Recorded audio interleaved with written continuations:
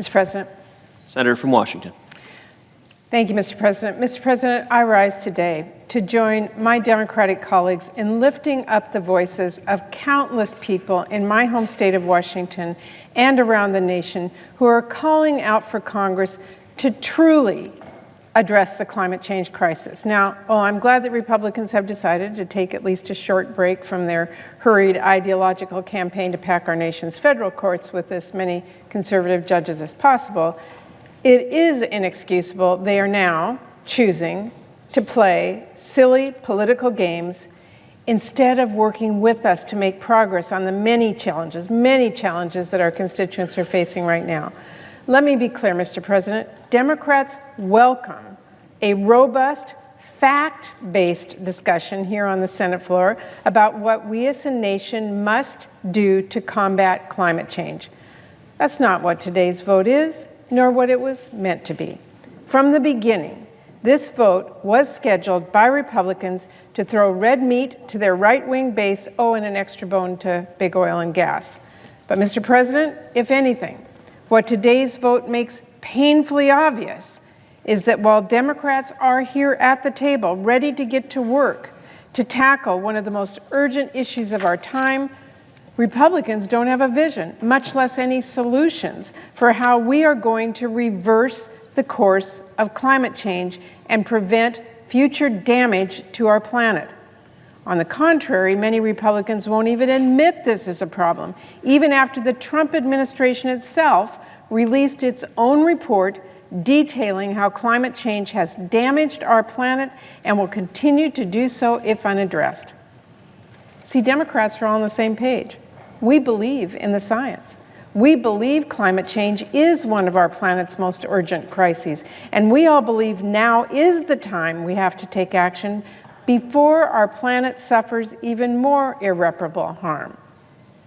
Democrats have long recognized climate change is a threat, not just to our environment, but to our economy, to our communities, to our health, and even our way of life.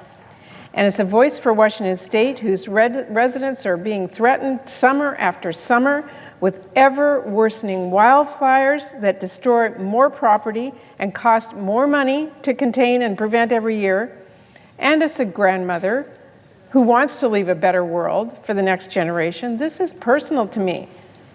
But, Mr. President, it's not just me or Senate Democrats. Our families back in our states understand the risk of climate change too, and they're very eager for their government to take action against the immediate threat that it poses. I was back home last week meeting with leaders in our state capital in Olympia.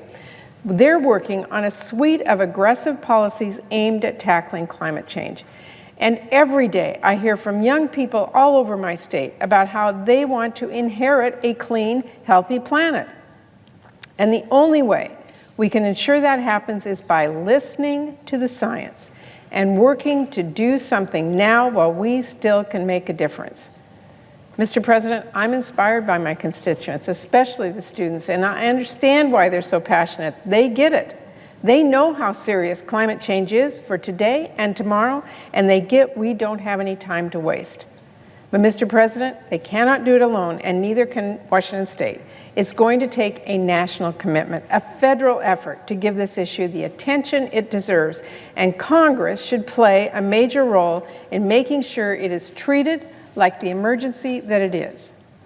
Unfortunately, when I turn to my Republican friends in moments like this, when we could be having a real conversation about what we should be doing today to tackle climate change, I'm reminded this isn't a debate made in good faith. If Republicans were truly interested in addressing climate change, they would have stood against President Trump's reckless efforts to roll back clean air standards, or even better, stopped him from pulling the U.S. out of the Paris Climate Agreement and weakening our leadership in the global fight against climate change. And those are just a few examples. Now, we have seen Democrats and Republicans come together to protect our environment. The recent passage of the Public Lands Package is a good example.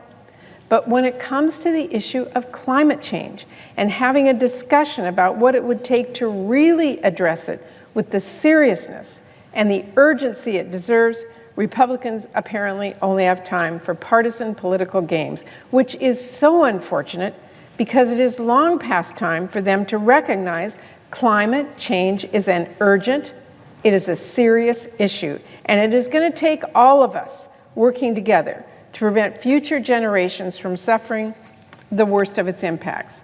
So, Mr. President, Democrats are ready.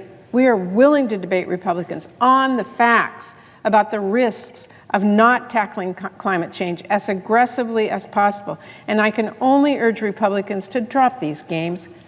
Listen to your constituents. Listen to the facts. Do the right thing and work with us to address this critical issue before it truly is too late. Thank you, Mr. President. I yield the floor.